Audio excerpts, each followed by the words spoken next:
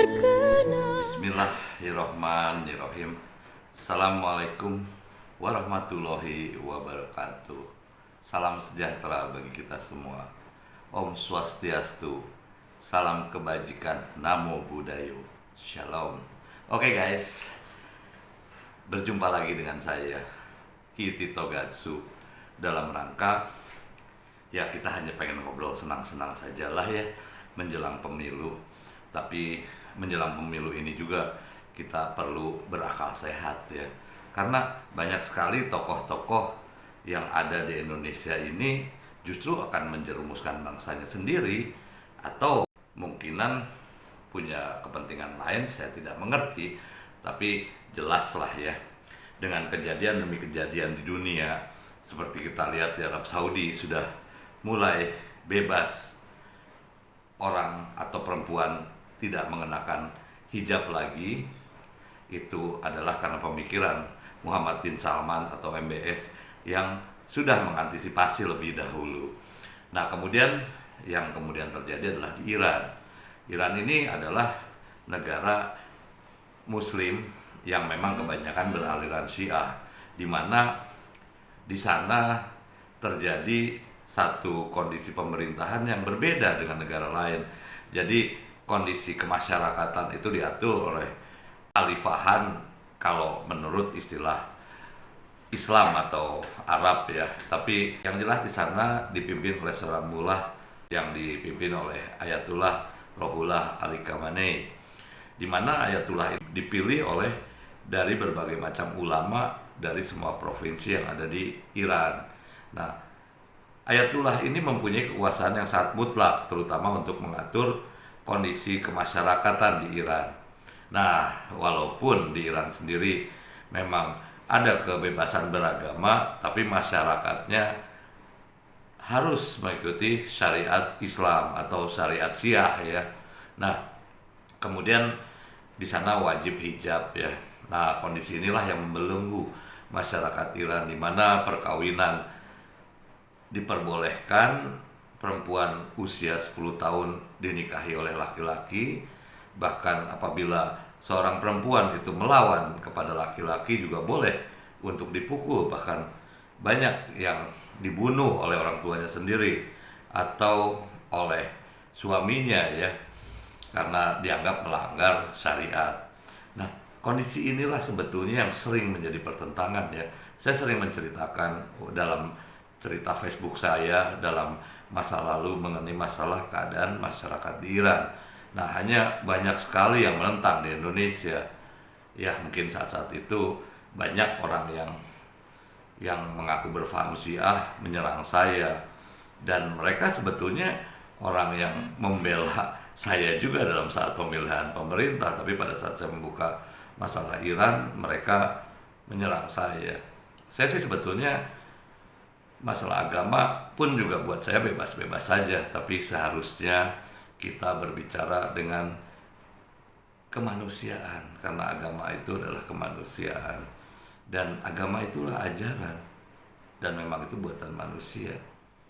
Oke guys, hari ini saya ingin menyampaikan seorang pemimpin, seorang yang politikus senior luar biasa hebat, yang mengarsiteki Anies Baswedan bisa menjadi gubernur.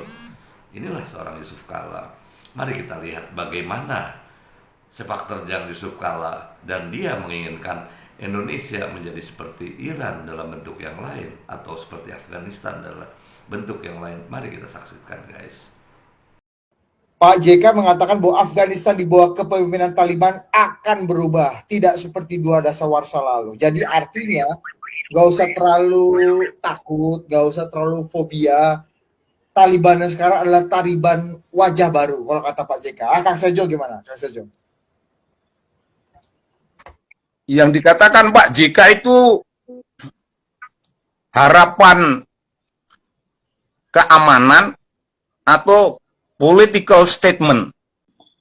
Pak JK bisa punya kecanggihan seperti itu, meskipun dia sering salah kalau ngomong, tapi ini perlu diwaspadai. Artinya kalau kita yang ngomong, saya cenderung tidak percaya. Begitu aja. pernyataan Pak JK jadi relevan nggak, Kang Sejo, kalau melihat fakta dan wajah seperti ini? Sangat relevan dilihat dari kepentingan Pak JK sendiri. Jelas sangat relevan. Pak JK ini kan juga orang yang sedang konflik loh di dalam negeri ini. Sedang memerangi pemerintah karena kepentingan-kepentingan bisnisnya tidak bisa diakomodir.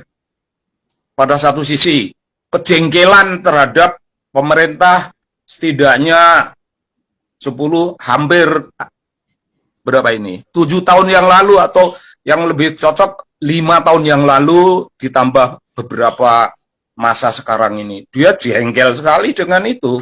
Nomor satu.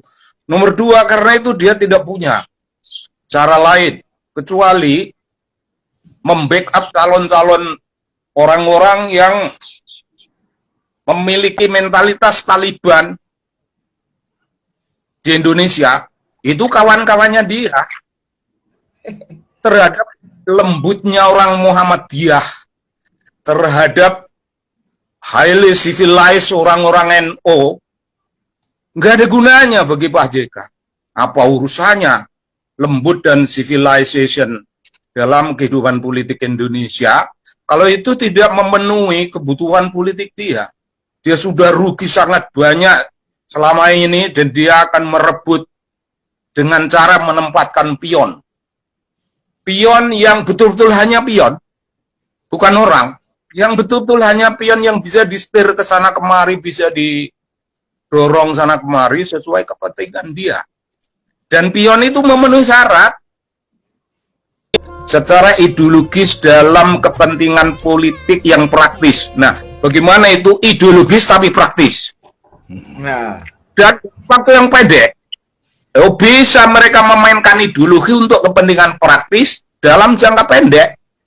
Dalam jangka pendek itu artinya kalau mereka kelihatannya di atas angin, mereka masih mikir apakah kita mencengkeram kuat di bumi apa tidak. Kalau tidak, mereka lari saja. More civilized. Nanti so civilized-nya pemberontak, bahkan pemberontakan di Indonesia, itu mereka pakai bedil. Pemberontakan begitu banyak tempo hari. Mulai dari Jawa Barat menjadi Sumatera Barat dan Sulawesinya tidak barat tapi selatan. Itu ada alasan bagi kita untuk membuat orang tidurlah. Yang berontak itu orang-orang Islam yang civilized. Yang berontak ini orang-orang Islam yang berteriak tentang the word adil. Adil apa? Adil itu teriakannya, tapi tindakannya bisa bertentangan dengan kata adil itu sendiri. Adil itu nanti itu dibutuhkan suatu historical transitional period yang tidak dibatasi. Berapa lama? Nggak ada batasnya. Kata adil itu perjuangan kita, iya. Tapi kapan adilnya? Kok ini semua orang dibunuhi? Iya, kita itu mau menuju adil. Apa Anda bisa tidur? Apa Anda bisa tidur mendengar kata-kata JK? JK itu sosoknya aja udah sangat bertentangan dengan dengan apa yang dikatakan. Keras itu orang itu, wah itu mentalitas Taliban banget itu. Oke guys, itu bukan kata saya loh, tapi memang faktanya jangan sampai Indonesia dijadikan seperti negara-negara di Timur Tengah. Yang sekarang sedang tren adalah di Iran ya, walaupun kekuasaan begitu lama, tapi pada akhirnya orang akan berpikir untuk akal sehat karena keadilan sosial itu bukan oleh suatu dogma agama. Jadi cegahlah Ayatullah Rohullah Yusuf Kala. Oke guys, Assalamualaikum warahmatullahi wabarakatuh. Salam sejahtera. Om Swastiastu, salam kebajikan, Namo Buddhayo, Shalom, salam bela negara.